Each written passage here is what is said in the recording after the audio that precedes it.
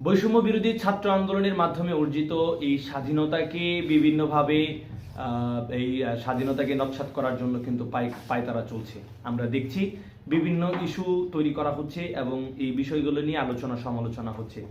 তবে ছাত্রদের যে তারা বর্তমান যেটি করছে আসলে এটি কিন্তু কখনোই বাংলাদেশের মানুষ কিন্তু এটি মেনে নিবে না এবং এটি তরুণ প্রজন্মও কিন্তু মেনে নিচ্ছে না। 7 কলেজের মধ্যে যেই তিতিমির কলেজ বিশেষ করে তাদের যেই প্রোগ্রামগুলো আমরা দেখছি, তাদের যে আন্দোলন এটি কিন্তু অযৌক্তিক এবং এই অযৌক্তিক আন্দোলনের সাথে জুলাই অভ্যুত্থানের স্টুডেন্টরা যেরকমভাবে এই আন্দোলনকে সমর্থন জানিয়েছিল, এই তিতিমির কলেজের এই আন্দোলনকে কিন্তু কখনোই এদেশের ছাত্র জনতা কিন্তু সমর্থন করবে না। কারণ যেই আন্দোলনগুলো হচ্ছে এগুলা অযৌক্তিক এবং বানোয়াট। কারণ হচ্ছে যে এই কলেজে ভর্তি হয়ে কলেজে একটা স্টুডেন্ট কলেজে ভর্তি হয়েছে অথচ এখন তারা চাচ্ছে তাদেরকে বিশ্ববিদ্যালয় করে দেওয়া হোক। এরকম বাংলাদেশের অনেক প্রতিষ্ঠান রয়েছে যেগুলো অনেক পুরনো এবং ঐতিহ্যবাহী প্রতিষ্ঠান।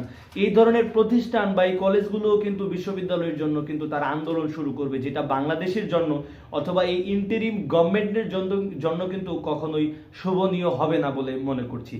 সেই সাথে সরকারের কড়া জবাব তাদেরকে দেওয়া উচিত এবং এ ধরনের আন্দোলন থেকে যেন তারা বিরত থাকে এ বিষয়ে তাদের পদক্ষেপ নেওয়া উচিত।